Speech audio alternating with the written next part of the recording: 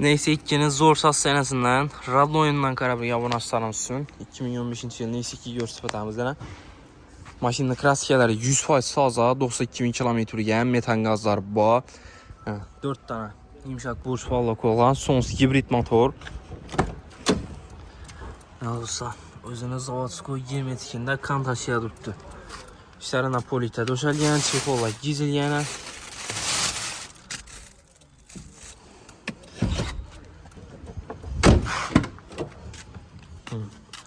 Tamamlaram.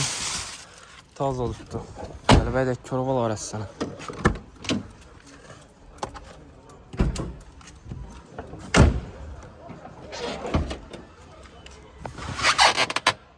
Telerine zenk düşmeye. Yanlarına. Zapas metan gazları. Hem mersesi var. Təyar maşin. Yani zaten kameraları hem mersesi var. Elbette körval var sana. 2015 yıl 92.000 km gen. Akkumulyator paket koyulan. İçerisinde udarı çatma kısmı yok maşında. Bu sütüler hem özünü durttu. Bakası 74 milyon son. Naqd pul boz üstünde geçtirip ben bizene.